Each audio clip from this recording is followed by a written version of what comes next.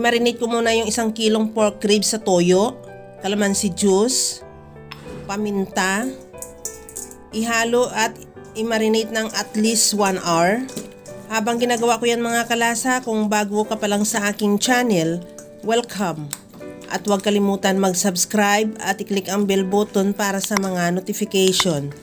At kung dati ka pa, welcome back at i-follow mo na rin ako sa aking Facebook page Lasang Pilipina.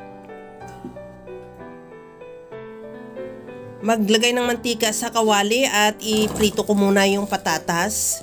Ihalo lang hanggang sa maluto o magkaroon lang ng spots na brown. At tanggalin muna sa kawali at ilagay sa bowl at i-set aside. Sa disim na kawali, hindi na ako nagdagdag ng mantika. Isi-sear ko na rin yung pork ribs. Antayin na lang na mag-brown yung kabilang side at saka natin siya baliktarin.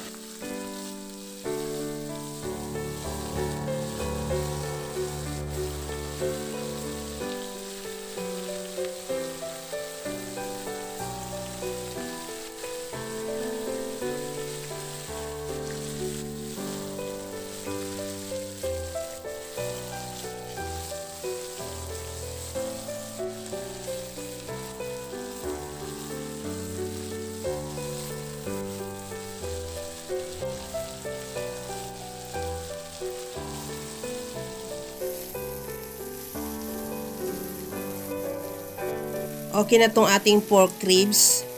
Itabi lang natin sa gilid at sa gitna. Mag-gisa na tayo ng bawang. Hindi na tayo magdagdag para ulit ng mantika dahil nagmantika na rin yung ating pork ribs. Igisa lang yung bawang hanggang sa maglabas ng aroma.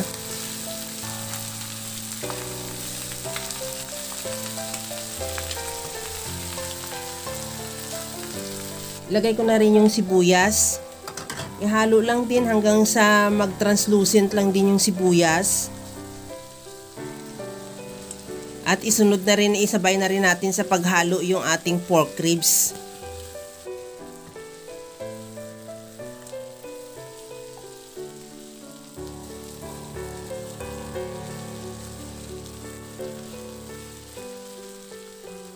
Ilagay ko na rin yung pinagbabara natin sa ating pork ribs kanina. At ihalo lang hanggang sa mag-reduce lang din yung sauce.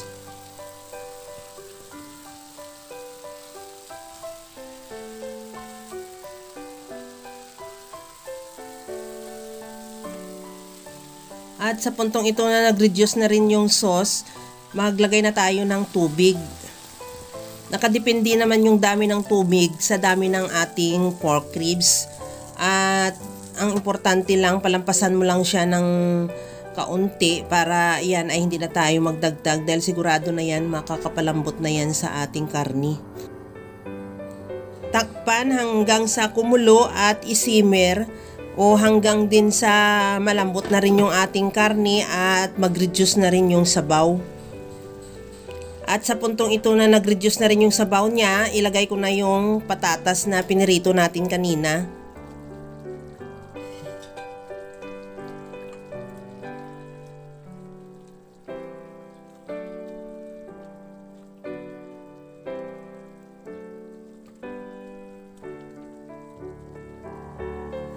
Tikman ko na rin kung ano pa ang idagdag natin na panimpla. Maglagay ako ng patis, pwede rin asin, depende sa'yo kung anong available mo dyan, pwede rin yun. At ihalo lang din hanggang sa mag-reduce lang din ng kaunti yung sabaw natin o yung sauce. At maglagay na ako ng grated cheese para mas lalo masarap yung ating sauce. Ihalo lang din hanggang sa mag-melt lang yung cheese.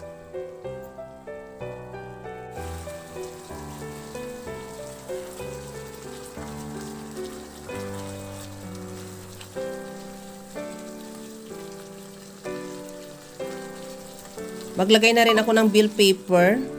Kunting halo lang hanggang sa maluto yung bell pepper at ready to serve na yan yung ating masarap na pork ribs with patatas. Kaya mga kalasaw, kung nagustuhan mo yung ating video, please like na lang at pakishare na rin sa inyong mga friends. At kung bago ka pa lang sa aking channel, subscribe na at i-click mo na rin ang bell button para sa mga notification.